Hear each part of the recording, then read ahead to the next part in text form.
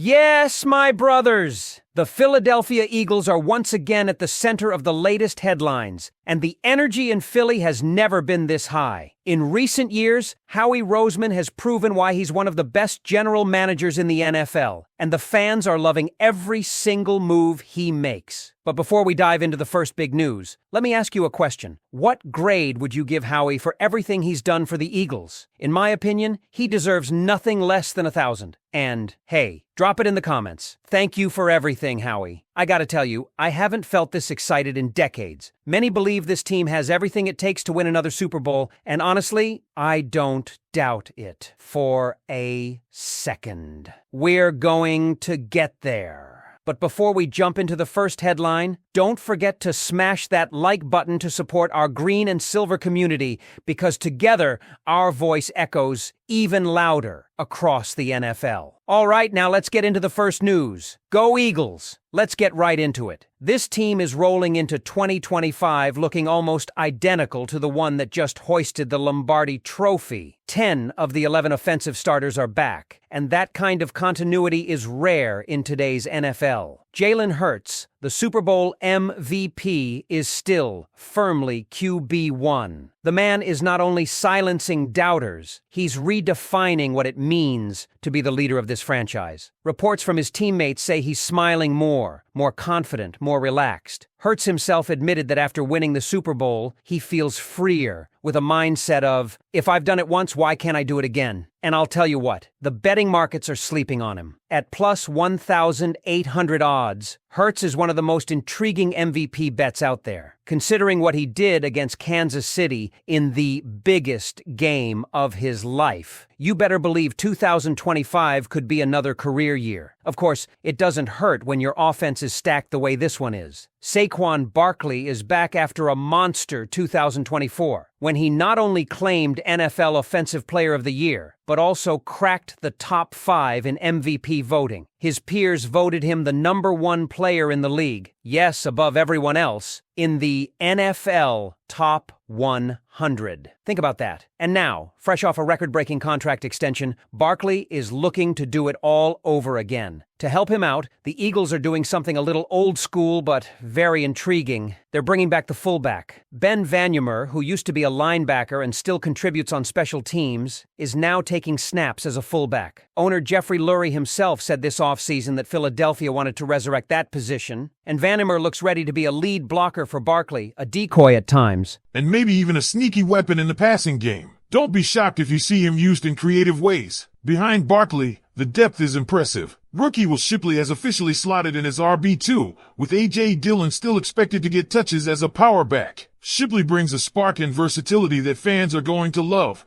while Dillon's bruising style adds another layer to this already dangerous rushing attack. Expect all three to see action this season, which should keep Barkley fresh when it matters most. And how about the receivers? A.J. Brown is healthy and ready, and this offseason he said he feels closer than ever to being the best wideout in football. That's not empty talk either. He's been all-pro every year since arriving in Philly. Across from him, DeVonta Smith looks poised for a breakout. Everything coming out of camp suggests this will be his career year, and with Hurts being asked to throw more, that prediction feels spot on. At wide receiver 3, Jahan Dotson is gearing up for a contract year after a strong offseason, and we all know those contract years tend to bring out the best in players. The depth here is outrageous. Behind Brown, you've got Darius Cooper, one of the best stories in the league, a former zero-star recruit ranked higher in basketball than football, now earning real buzz as someone who deserves touches. And behind Smith, the Eagles added John Mechie in a quiet but savvy trade by Howie Roseman. With Cooper and Mechie as backups, this wide receiver room is flat-out loaded. Dallas Goedert rounds it out as one of the league's premier tight ends, a guy who can block as well as he catches, giving Hurts yet another reliable weapon. Now let's talk trenches, because none of this works without the line. Jordan Mailata, Landon Dickerson, Cam Jurgens, Tyler Steen, and Lane Johnson will start up front. Dickerson gave fans a scare with a back injury, but he's back in full participation at practice and looks set for week 1. That's massive, because he's not just a force on the field, he's one of the emotional leaders of this team. Behind them, the Eagles quietly built some quality depth. Fred Johnson was acquired in a deal that cost pennies, and he's proven he can shut down elite pass rushers. Rookie Drew Kendall has emerged as the backup center, while Cam Williams, another rookie, backs up Lane Johnson. You put it all together, and this offensive line looks as steady and nasty as ever. So when you step back and look at this offense as a whole, it's hard not to be excited. You've got the MVP quarterback, the best running back in football, 2 all-pro receivers, one of the best tight ends in the game, and an offensive line built to dominate. Add in a little creativity from Kevin Patullo and the coaching staff, and the Eagles are set up to be one of the most dangerous offenses in the entire league once again. But now I want to turn this over to you, Eagles fans. With so much talent returning, fresh depth added,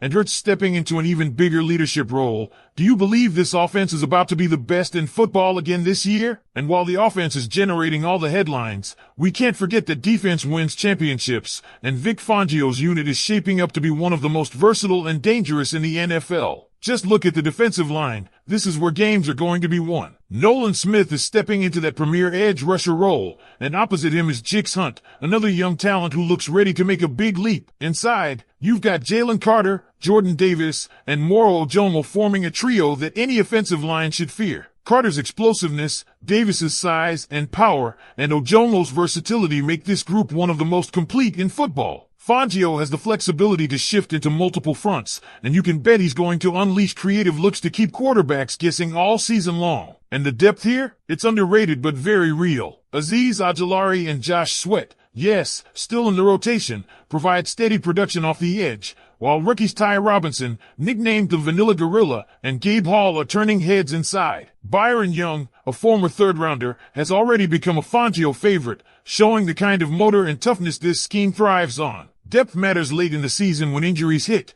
and the Eagles are loaded with rotational pieces who can still get after the quarterback. At linebacker, the picture is just as fascinating. Zach Bond has one of the inside spots locked down, but the big question heading into the opener is who will line up next to him, Jeremiah Trotter Jr. or Jihad Campbell. Both had strong camps, both bring unique skill sets, and Sirianni isn't tipping his hand. Campbell's athleticism and pass rushing background could give him an edge, and Fangio seems especially excited to deploy him in creative ways. Whether it's lining up on the edge, blitzing from the second level, or dropping back into coverage, Campbell is the kind of chess piece every defensive coordinator dreams about. Even if he doesn't start, you could expect him to be heavily involved from week 1. Now, the secondary. This is where fans have a lot of questions, and for good reason. Rookie Quinyon Mitchell is locked in as CB1, and his rise has been nothing short of spectacular. But who's playing opposite him? Many assumed Khalil Ringo would slide into that role, but surprisingly, he's fallen down the depth chart. Instead, the Eagles are listing Adoree Jackson and Jacorian Bennett as the potential starters opposite Mitchell. Meanwhile, Cooper DeJean, yes, the second best corner on the roster, is being kept inside at nickel. It's not a knock on him, it's actually a sign of just how versatile he is. Fangio wants to use DeJean everywhere, covering slot receivers, dropping into the box,